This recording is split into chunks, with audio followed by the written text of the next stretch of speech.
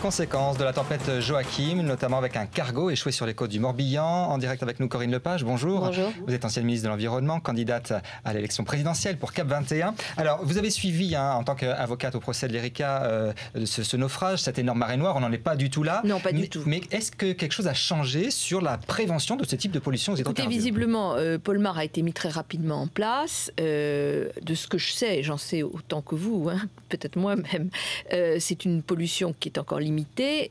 Simplement, l'expérience prouve que dans ce type d'affaires, le pire est souvent probable. C'est-à-dire que quand on a des hydrocarbures qui s'échappent sur la mer, généralement, ils se retrouvent sur la plage. C'est très rare qu'il en aille autrement. C'est un site qui est absolument magnifique. Et bon, ceci étant, j'ai l'impression que l'État a fait ce qu'il fallait. Et donc, pour le moment, moi, je n'ai rien de particulier à dire, si ce n'est que je pense vraiment à tous ces gens qui subissent de manière répétée des marées noires, le drame que c'est pour eux, parce qu'il y a un amour entre les Bretons en général, tous les côtiers, mais les Bretons en particulier, et leurs côtes, et ces traumatismes successifs qui font que, bon, c'est quelque chose que je sens très très fort. On a quand même l'impression que les leçons de la tempête de 99 ont été tirées, en particulier si on regarde ce qui se passe par exemple à la centrale du Blayais. Il y a une procédure d'urgence qui a été mise en place de manière préventive. Il y a intérêt, si je puis dire, parce qu'en 99, on est quand même passé très près de la catastrophe.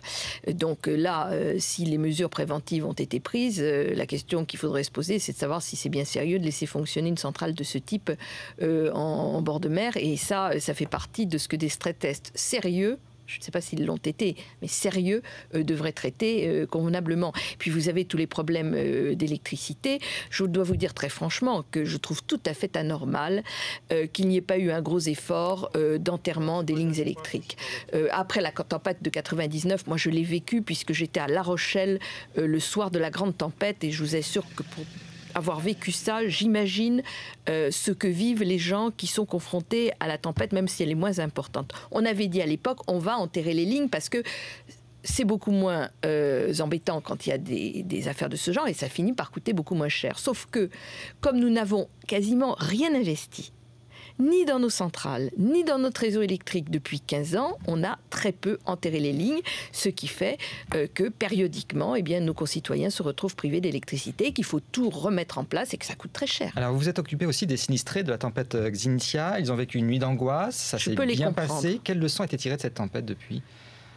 Écoutez, pour Xynthia, il y a un certain nombre de gens qui sont partis. Il y en a d'autres qui vont probablement partir parce que ça a été pour eux un traumatisme épouvantable. Moi, j'ai vu des maisons, j'ai vécu ce que ces gens m'ont raconté eux-mêmes avoir vécu. On ne peut pas imaginer ça si on ne l'a pas vécu. Des gens qui ont perdu un monsieur qui m'avait raconté que sa femme est morte dans ses bras parce que l'eau est montée dans leur chambre à coucher. Et qu'elle ne pouvait plus, et elle a eu une crise cardiaque. Et lui s'en est tiré en passant une nuit en haut d'une armoire. Je ne sais pas si vous imaginez ce que c'est. Donc moi, j'imagine ce qu'a dû être leur angoisse toute cette nuit. Et cela veut dire que nous sommes confrontés à des phénomènes qui sont quand même extrêmement nouveaux, récurrents. Et tout ceci nous renvoie bien entendu à la question du changement climatique et de l'espèce d'indifférence avec laquelle malheureusement nous abordons trop ces sujets. On a l'impression que la France vit au rythme des tempêtes, on va dire tous les 1 an, tous les 2 ans. Vous voyez des réels changements à chaque fois? Il y a des décisions qui sont prises, sont-elles appliquées? Les décisions sont prises, mais comme généralement on considère, une fois la tempête passée, que ce n'était pas très important, qu'on n'a pas beaucoup d'argent et qu'il est mieux employé ailleurs, on ne fait pas grand-chose.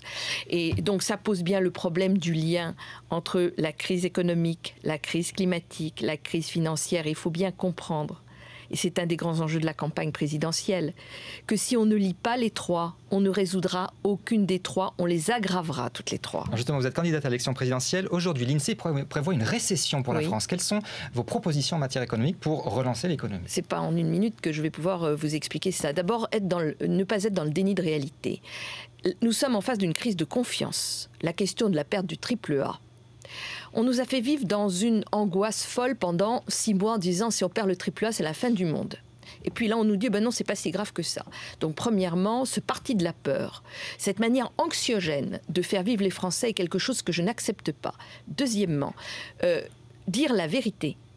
La confiance serait beaucoup plus grande si le gouvernement français avait reconnu il y a quelques mois quelques semaines, quand il a présenté son nouveau plan, que la croissance serait de 0,3-0,4%, ce que prévoient les autres instituts, et non de 1 ou 1,2%, auquel personne ne croit. Troisièmement, donc, première proposition, être dans la vérité. C'est comme ça qu'on crée la confiance. Puis, deuxièmement, certes, aller dans la réduction du déficit, c'est bien entendu absolument fondamental, mais dans le même temps, avoir un véritable plan de réindustrialisation de la France, c'est-à-dire investir dans quoi? Dans la transition énergétique et dans la transition économique. C'est là où nous pouvons recréer de l'emploi chez nous et de l'emploi durable. Merci beaucoup, Corinne Lepage, d'être venue sur le plateau de BFM TV.